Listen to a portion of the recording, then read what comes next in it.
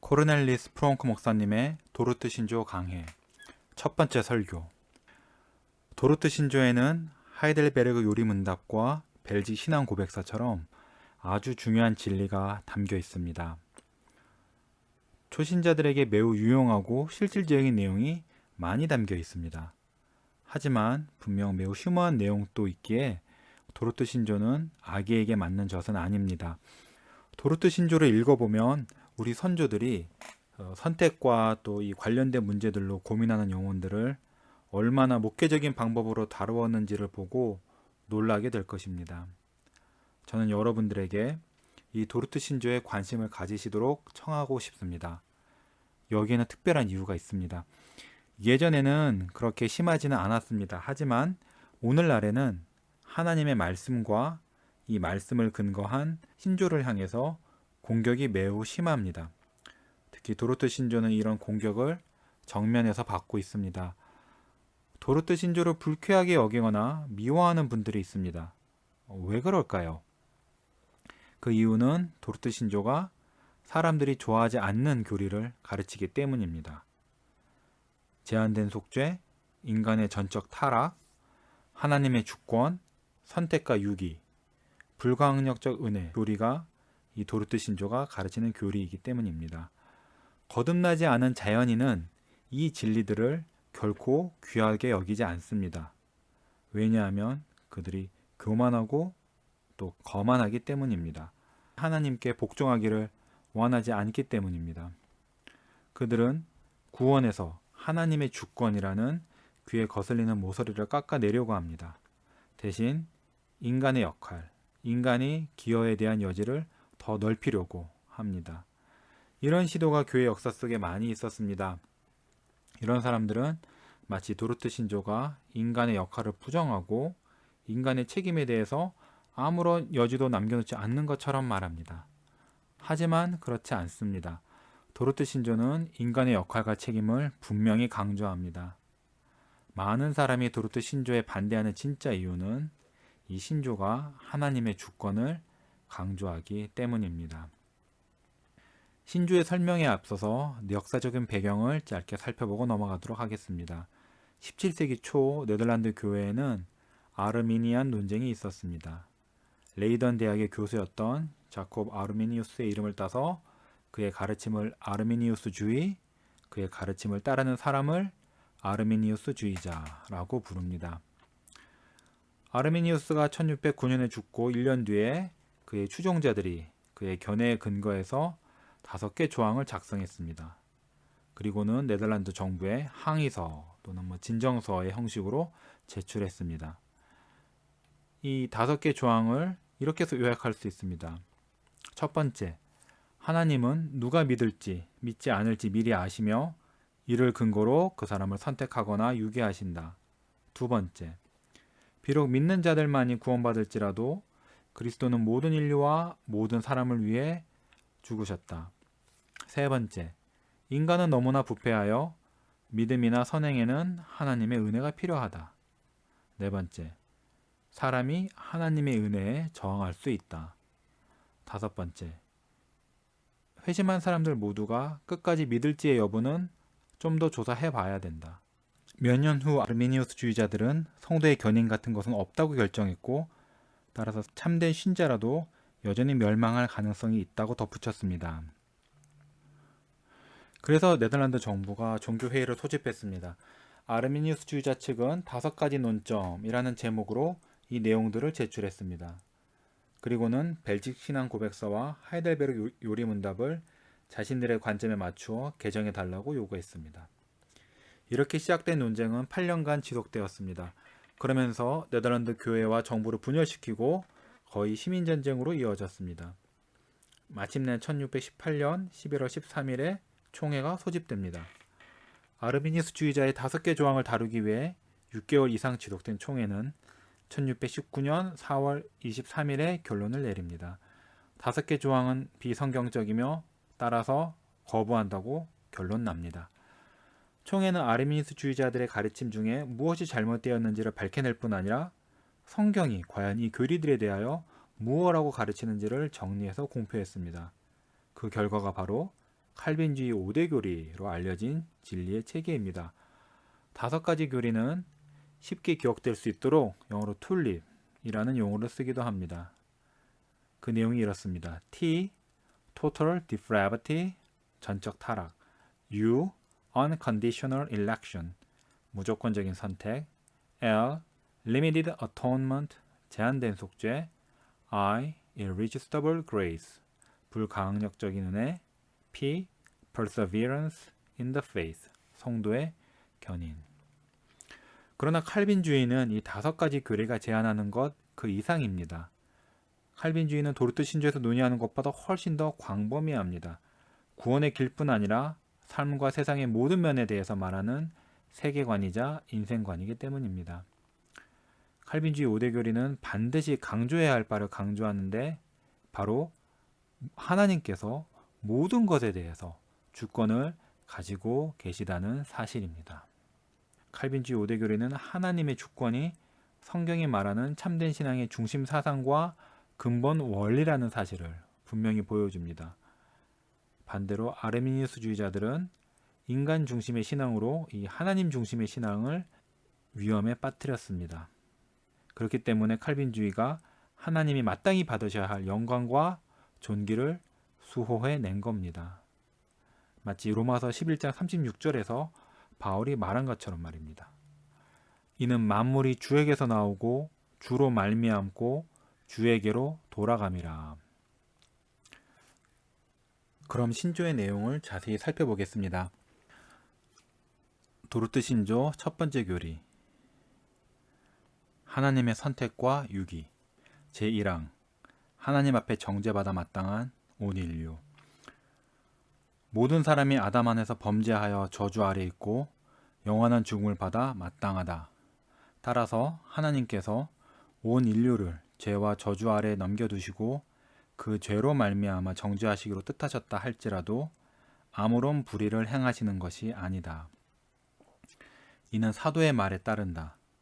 이는 모든 입을 막고 온 세상으로 하나님의 심판 아래에 있게 하려 함이라. 모든 사람이 죄를 범하였음에 하나님의 영광에 이르지 못하더니 죄의 삭은 사망이요. 로마서 3장 19절, 3장 23절, 6장 23절 말씀. 제2항, 하나님께서 아들을 보내심. 그러나 하나님께서 자기의 사랑을 이렇게 나타내셨으니 하나님께서 자기의 독생자를 세상에 보내사 그를 믿는 자마다 멸망하지 않고 영생을 얻게 하셨다. 요한 1서 4장 9절과 요한복음 3장 16절 말씀. 제3항, 복음 설교. 그리고 자비로우신 하나님께서는 사람들이 하나님의 아들을 믿도록 이끄시기 위해 그분이 뜻하시는 사람에게 그분이 뜻하시는 때에 이 지극히 기쁜 소식을 전하는 사자들을 보내신다. 하나님께서는 이들의 봉사를 사용하셔서 십자가에 못 박힌 그리스도를 믿고 회개하라 하고 사람들을 부르신다. 그런즉 그들이 믿지 아니하는 이를 어찌 부르리요? 듣지도 못한 이를 어찌 믿으리요? 전파하는 자가 없이 어찌 들으리요? 보내심을 받지 아니하였으면 어찌 전파하리요? 로마서 10장 14절에서 15절 말씀. 제4항, 복음 전도의 2가지 결과. 이 복음을 믿지 아니하는 사람들 위에는 하나님의 진노가 머물러 있다. 그러나 복음을 받아들이고 참되고 살아있는 믿음으로 구주 예수님을 영접하는 사람은 예수님으로 말미암아 하나님의 진노와 멸망에서 건짐받고 영생을 선물로 받는다. 제5항, 믿지 않음의 원인과 믿음의 원천. 사람이 믿지 않는 원인 또는 믿지 않는 죄에 대한 책임은 다른 모든 죄와 마찬가지로 결코 하나님에게 있지 않고 사람에게 있다. 반면 예수 그리스도를 믿는 믿음과 그리스도로 말미암은 구원은 하나님께서 값없이 주시는 선물이다. 이는 기록된 대로 너희는 그 은혜에 의하여 믿음으로 말미암아 구원을 받았으니 이는 너희에게서 난 것이 아니요 하나님의 선물이라. 그리스도를 위하여 너희에게 은혜를 주신 것은 그를 믿게 하려 하심이라. 에베소서 2장 8절, 빌립보서 1장 29절 말씀. 신조의 첫 머리 또는 첫 장의 제목은 하나님의 선택과 유기입니다. 예정 또는 선택이라는 말만 들어도 등골이 오싹해지는 분들이 있습니다. 바로 예정에 대해서 잘못 알고 있는 분들인데요. 이분들은 예정이란 말을 들으면은 사람들의 잘못과는 상관없이 그들을 영원한 멸망으로 정해놓은 잔인한 하나님을 머릿속에 그립니다. 비정한 운명의 손에 붙잡혀 어찌해도 빠져나가지 못하는 불쌍한 남녀의 그림을 그리기도 합니다. 한편 예정 교리를 믿는다고 주장하면서도 이 교리를 부끄럽게 여기는 분들이 있습니다. 대다수의 사람은 선택과 예정을 말하고 싶어 하지 않습니다. 선택 교리를 신학교 수업에서 논하는 것은 괜찮지만 이 교리가 사람을 혼동하게 할 뿐이니 설교에서는 제발 말하지 말라고 합니다. 이런 태도는 전적으로 잘못되었습니다.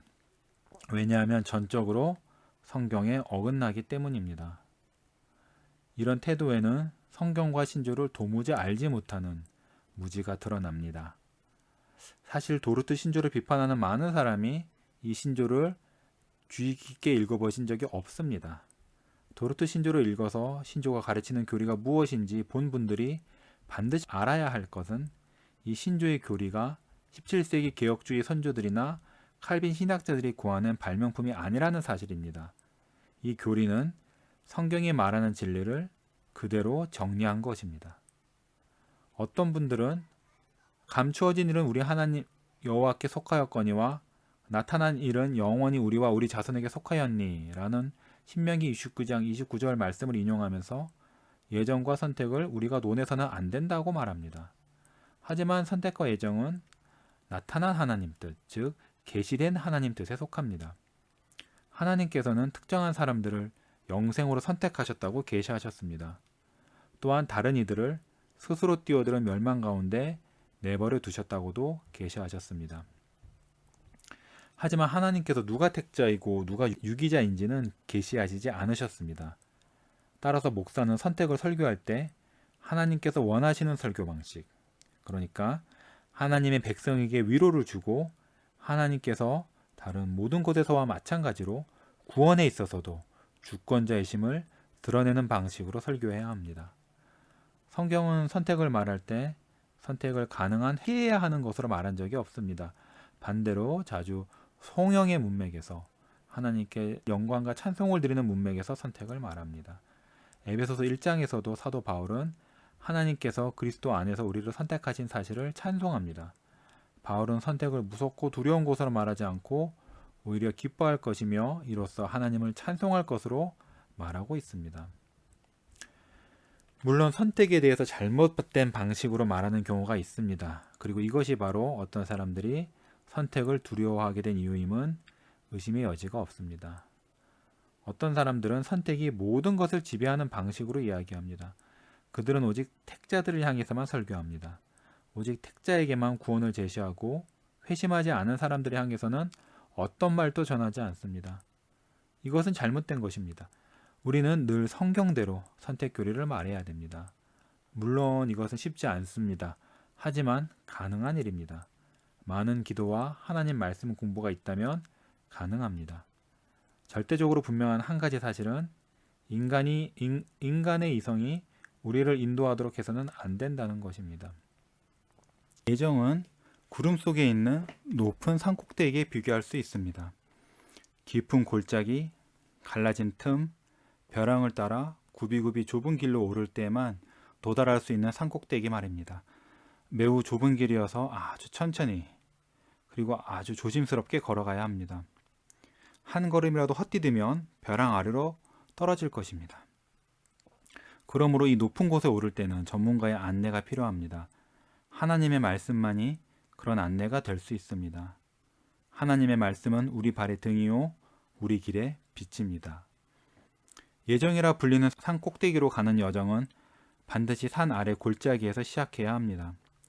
이 깊은 골짜기가 바로 도르트 신조가 예정 교리를 말할 때 시작하는 자리입니다.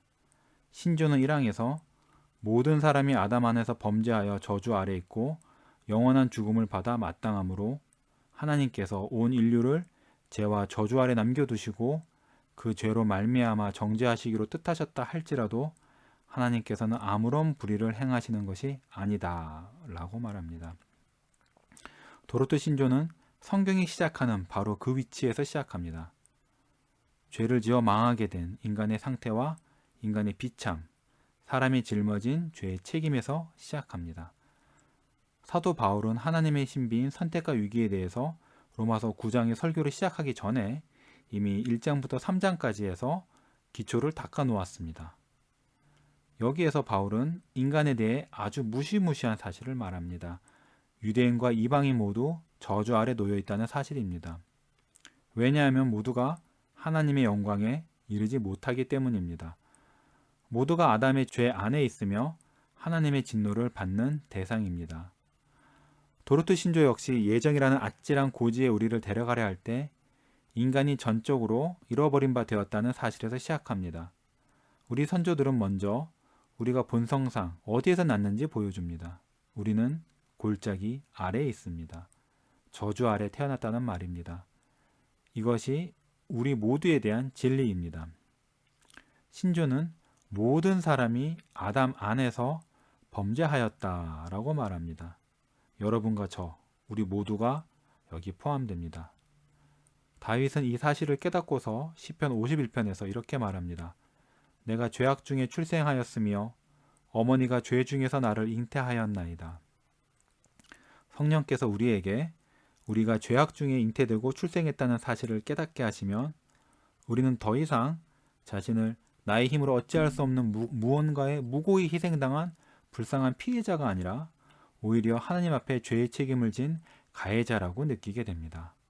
우리가 마음의 죄악, 즉 내 안에 하나님에 대한 적대감이 있고 강한 죄의 세력이 나를 사로잡았으며 내가 욕망의 노예라는 사실을 느끼게 되며 우리는 더 이상 이것들이 나에게는 아무 잘못도 없고 내가 동의하지도 않았는데 나를 덮쳐버린 어떤 것이 아니고 바로 나에게 책임이 있고 내가 하나님 앞에 갚아야 할 빚이라는 사실을 깨닫게 됩니다. 또한 내가 이 골짜기에서 건진받을 아무런 가치가 없는 존재라는 것도 깨닫게 됩니다. 내가 스스로 뛰어드는 이 비참에 하나님께서 나를 내버려 두셔야지만 하나님이 정의로우시다는 사실을 인정하게 될 것입니다. 다시 말하면 하나님께서 온 인류를 죄와 저주 아래 남겨두시고 그 죄로 말미암아 정죄하시기로 뜻하셨다 할지라도 하나님께서는 아무런 불의를 행하시는 것이 아니다 라는 일항의 고백에 우리가 전적으로 동의하게 될 것입니다. 이 말이 좀 가혹하지요? 하지만 성경이 이렇게 말합니다.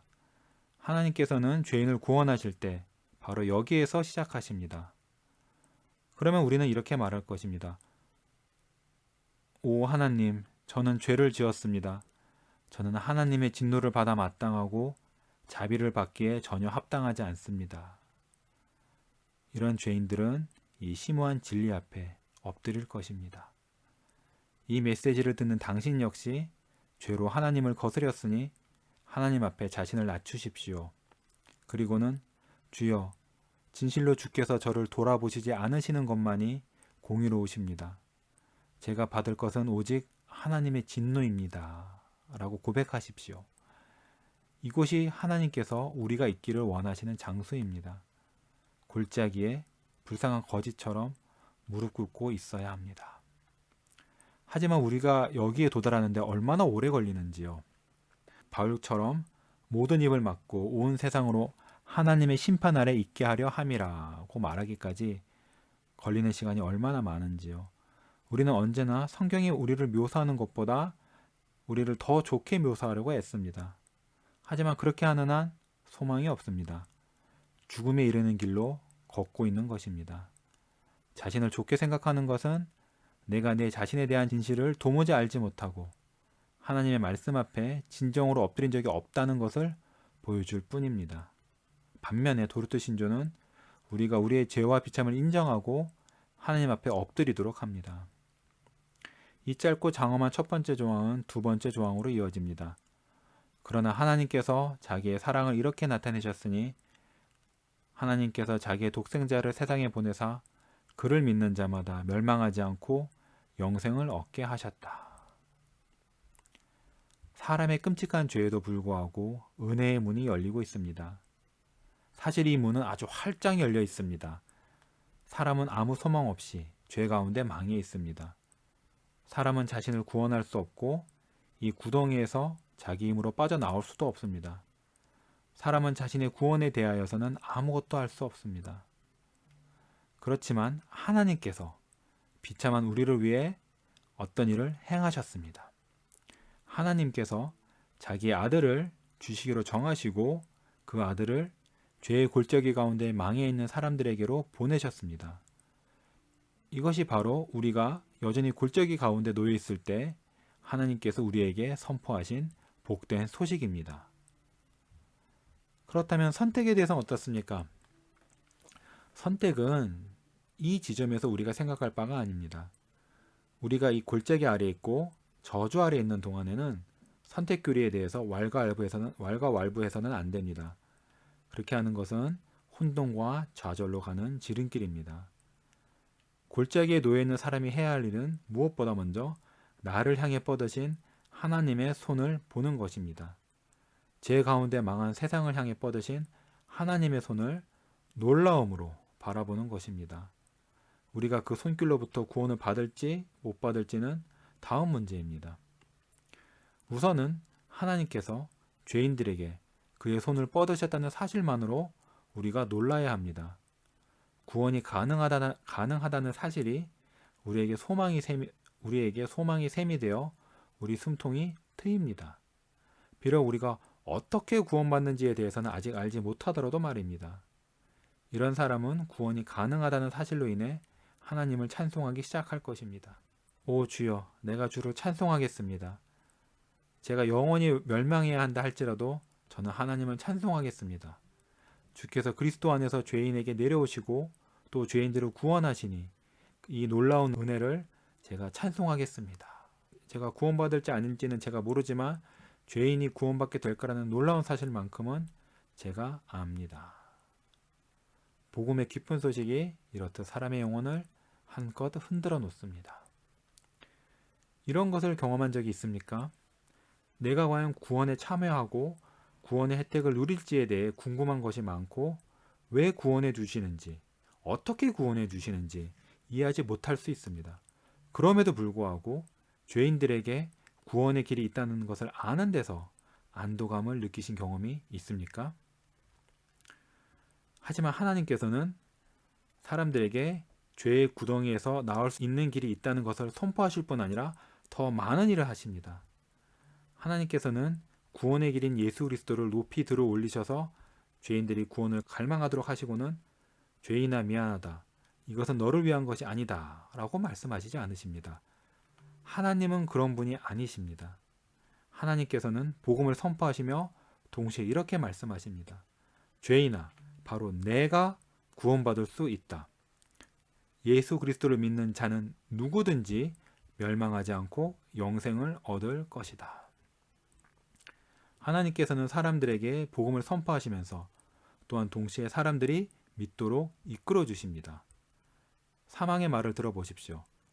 그리고 자비로우신 하나님께서는 사람들이 하나님의 아들을 믿도록 이끄시기 위해 그분이 뜻하시는 때에 그분이 뜻하시는 사람에게 이 지극히 기쁜 소식을 전하는 사자들을 보내신다. 하나님께서는 이들의 봉사를 사용하셔서 십자가에 못 박힌 그리스도를 믿고 회개하라고 사람들을 부르신다. 대단하지 않습니까? 하나님께서 직접 보내신 사자, 목사, 복음 전도자들이 이 복음의 기쁜 소식을 갖고 오는 것입니다. 하나님이 보내신 사자들은 반드시 믿고 회개하라고 죄인들을 불러야 합니다. 우리가 선택에 대해 말할 때 먼저 복음 전도에서부터 시작해야 됩니다. 하나님께서 그리스도를 전하셨으며 죄와 비참의 골짜기에 있는 죄인에게 그리스도를 값없이 주시겠다고 제안하셨다는 이 사실에서 시작해야 됩니다. 그러므로 이 기쁜 소식을 듣는 것을 아주 대단한 특권으로 생각하십시오. 수백만의 사람들이 이 특권을 받지 못했습니다.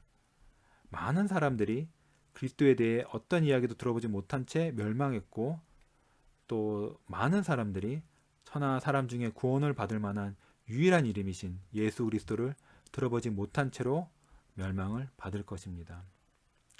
복음은 비교적 적은 수의 사람에게 옵니다. 그런데 당신과 저는 복음을 들을 수 있는 이 소수에 포함되어 있습니다. 이것이 얼마나 큰 기적입니까?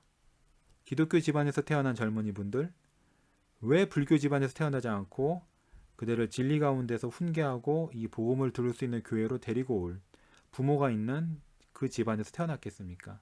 젊은 자매요. 왜 자매님은 그리스도와 구원의 길에 대해서 듣게 되었을까요? 그리스도와 구원의 길에 대해서 전혀 아는 바가 없는 사람들이 이 동네에도 여럿 있는데 말입니다. 왜일까요? 바로 하나님의 주권적인 선택 때문입니다. 다른 많은 사람과 구별돼서 당신이 구원의 말씀을 들을 수 있는 것은 바로 이 선택의 한 부분입니다. 사도 바울이 유대인에게 이렇게 말했습니다. 이 구원의 말씀을 우리에게 보내셨거늘. 유대인이 구원을 거절했을 때 바울이 이방인에게도 돌아서서 복음을 전한 것입니다. 이 설교를 들으시는 여러분, 하나님께서 당신에게 오셔서 이렇게 말씀하십니다. 죄인아, 내가 죽는 것을 내가 기뻐하지 아니하며 내가 돌이켜 사는 것을 내가 기뻐하노라. 다른 곳에서는 지혜의 목소리, 즉 예수님의 목소리가 이렇게 부릅니다. 사람들아, 내가 너희를 부르며 내가 인자들에게 소리를 높이노라. 당신은 이 하나님이 말씀하시는 대상에 포함됩니다. 왜냐고요? 당신이 사람이기 때문인가요? 아닌가요? 당신은 마귀가 아닙니다. 만약 마귀였다면 당신에게는 아무 소망이 없습니다. 왜냐하면 사탄은 어떤 구원의 소망에서도 제외되었기 때문입니다. 사탄과 그의 반역에 동참한 천사들은 하늘로부터 떨어져서 결코 회복되지 못할 것입니다. 타락한 천사 중 어느 누구에게도 구원의 희망이 전해진 적이 없습니다. 그러나 사람의 아들들에게는 심지어 죄인 중에 괴수라 할지라도 구원받을 수 있다는 복된 소식이 전해집니다. 이것을 기적으로 알고 하나님의 말씀이 설교될 때마다 교회에 나오십시오. 특별한 이유 없이 교회에서 당신 자리가 비도록 하지 마십시오. 설교자의 설교에는 자비로우시고 은혜로우신 하나님이 계시다는 것을 기억하십시오. 하나님께서 자기 아들을 보내셔서 망해 있는 죄인들을 구원하실 이유를 자신 안에서 찾으신 자비와 은혜의 하나님이 설교 뒤에 계신 것입니다.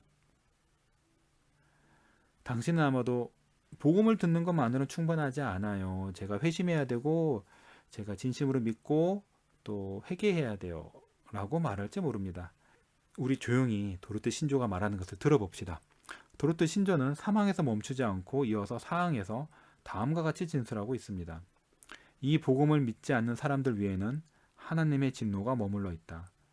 그러나 복음을 받아들이고 참되고 살아있는 믿음으로 구주 예수님을 영접하는 사람은 구주 예수님으로 말미암아 하나님의 진노와 멸망에서 건진받고 영생의 선물을 받는다. 이 말은 바로 요한복음 3장 36절의 메아리입니다. 아들을 믿는 자에게는 영생이 있고 아들에게 순종하지 아니하는 자는 영생을 보지 못하고 도리어 하나님의 진노가 그 위에 머물러 있느니라. 하나님의 종들은 죄인에게 믿고 회개하라고 불러야 합니다. 하나님의 종들은 모든 능력과 은사를 사용하여 하나님의 말씀을 설명하고 사람들이 하나님과 화목하도록 설득해야 합니다. 그러나 종종 그 결과가 무엇입니까? 그들은 이사야와 같이 말할 수밖에 없었습니다. 우리가 전한 것을 누가 믿었느냐? 여호와의 팔이 누구에게 나타났느냐? 복음 설교자는 종종 아주 소수만이 복음을 믿고 예수 그리스도를 영접하는 것 같다고 불평합니다. 상대적으로 작은 수의 사람들이 십자가에 못 박히신 그리스도에 대해서 참되고 살아있는 믿음의 증거를 보여줍니다. 성경을 근거로 도르트 신조는 믿지 않는 모든 사람이 저주 아래 머물러 있다고 말합니다. 반대로 그리스도를 믿고 그분을 유일하신 구주로 영접하는 모든 사람은 그 저주에서 건지심을 받습니다. 이 얼마나 놀라운 대조입니까?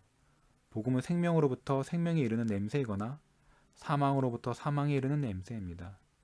당신과 저는 진의 이쪽 편이나 저쪽 편 둘 중 하나에 있습니다.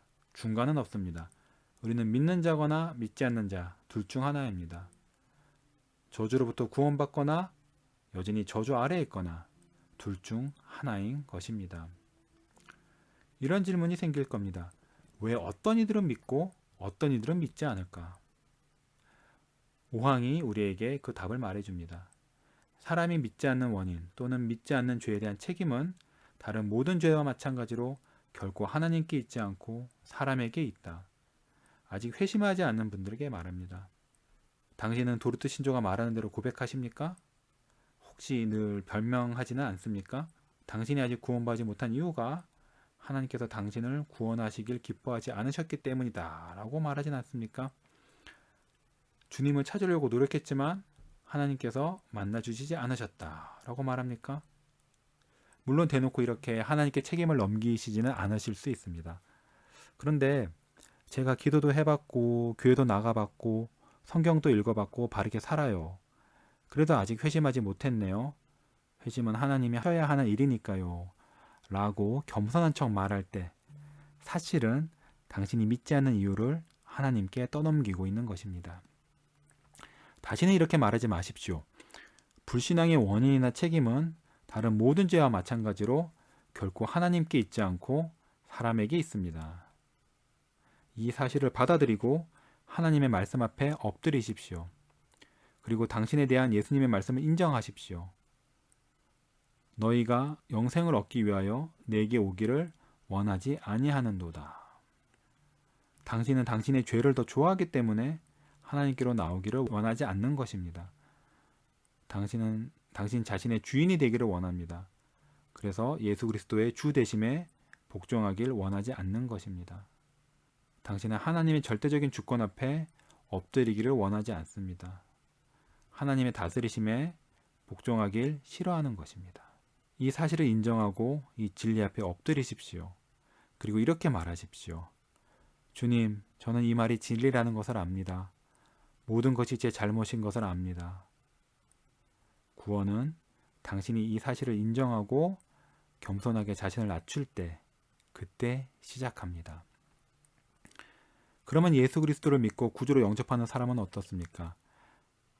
믿은 공을 자신에게 돌릴 수 있을까요? 신조는 말합니다.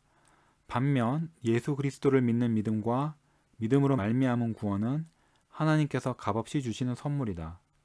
이는 기록된 대로 너희는 그 은혜에 의하여 믿음으로 말미암아 구원을 받았으니 이는 너희에게서 난 것이 아니요 하나님의 선물이라. 내가 믿지 않으면 그것은 내 잘못이고 내가 믿는다면 그것은 전적으로 하나님의 역사라는 것이 말이 안 된다고 생각하실지 모릅니다. 그러나 하나님의 말씀이 이렇게 가르치고 있습니다. 당신이 그것을 이해하고 헤아리던 그렇지 않던 상관없이 이것은 엄연한 진리입니다. 아마 이렇게 말하시는 분들도 있을 겁니다.